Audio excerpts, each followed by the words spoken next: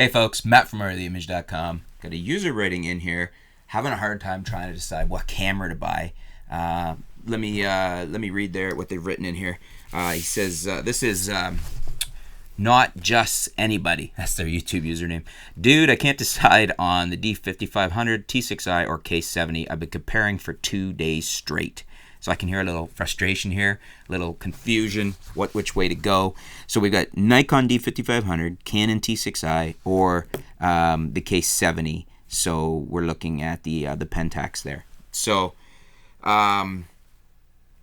first and foremost, this is how I can give you it right off the top of my head where my thought process goes here.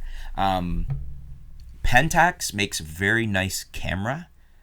They don't make their own lenses. I believe most of their lenses are made by Hoya, which is actually probably Tokina then, and branded, I think. I could be wrong on that, but I've never really been impressed with the Pentax native lenses, which tends to be why I've ruled them out. Now, I'm not setting that out there as a blanket scientific statement. It's just my opinion and why I haven't typically bought Pentax cameras. I really like the cameras, not all that impressed with the lenses. Now coming back to Nikon versus Canon then, Canon T6i or Nikon D5500. Two very good cameras. And let me tell you my thoughts on which way I would go there, because I can distill this pretty quick for you. If you want to do a lot of video, if you're more heavily into video, I would go with the T6i, because I just like the video features on it better. I think it's a little better implemented. I think it's got a little bit better touchscreen and whatnot. The D5500, if you're strictly in video, or strictly photography, I should say, so if you're just doing photos and you're not interested in video, then I would get the D5500, because it's a beautiful little body. I think it's some carbon fiber in the body there, a very rugged little light, small body.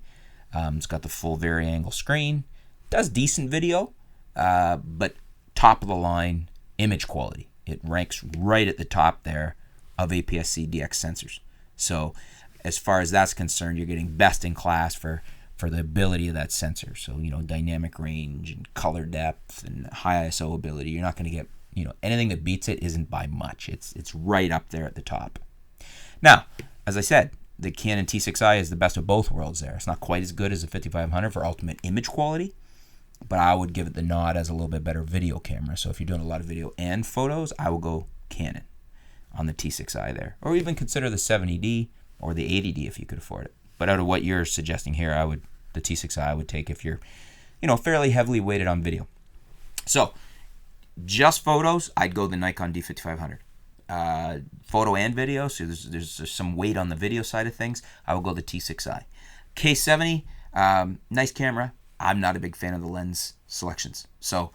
But let's throw it back to you guys. If you disagree with me about the Pentax and the lens selections, hey, by all means, leave your feedback below. Let me know. Let's hear your opinion on it. Would you go with the K70? Would you go with the T6i? Would you go with the D5500?